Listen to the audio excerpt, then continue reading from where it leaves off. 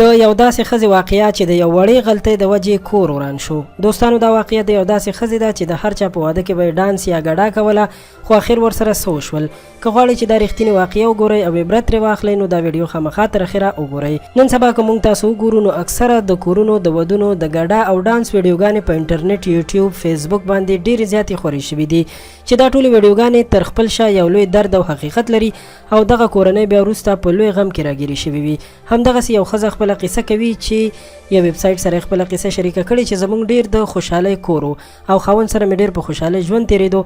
ما او خاوند مې یو بل سره ډیره مینه کوله، خو زه لږ آزاد خیاله وم او خپلوانو کې به مې چې چا کره هم واده نو د ښځو د زړه خوشحالولو لپاره به ما هم ګډا کوله.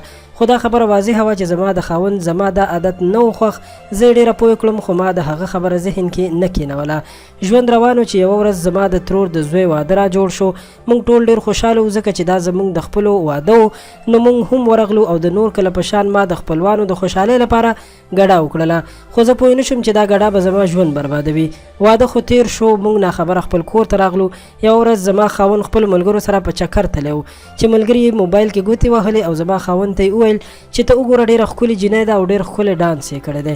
زما خاوند چې کله هغه ګډا وکتله نو سر پرې وګرځېدو او زر یې کور ته ځان راورسو. ما ته یې وویل چې تا بیا ولې داسې کارونه کړي دي. زه چې د څه نه وېرېدم همغه وشول.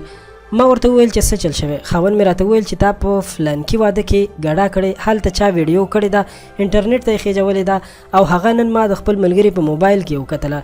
زه هم ډېره پریشانه شوم خو د خپل ضد له وجې ما هم هغه غلطي په کلکه ونه منله.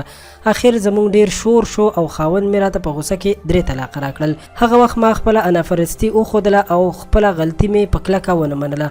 خو اوس چې څو میاشتې تېرې شوې نو زه پوه شوم چې د خاوند په شان لوی هستي مې وبیلله او هېڅوک مې په کار رانغلل. ځکه چې دا ښځه وایي چې د خاوند خبره منل پکار دي او په پردو ودونو کې د ګډا نه بیخي ډډه کول پکار دي. ځکه چې نن سبا هر چا په لاس کې موبایل نیولی دی او چاته معلومات نه کیږي چې څوک د چا نه ریکارډینګ کوي او د چا عزت سره لوبې کوي چې وروسته بیا دا هر څه انټرنیټ ته وخیږي او هر انسان وشرمیږي. دوستانو د ویډیو د کتلو ډیره زیاته مننه. که ویډیو مو خوښه شوې وي نو خپل نظر را سره خامخا کمنټ کې شریک کړئ او پښتو پوسټ چینل هم سبسکرایب کړئ. ډیره مننه.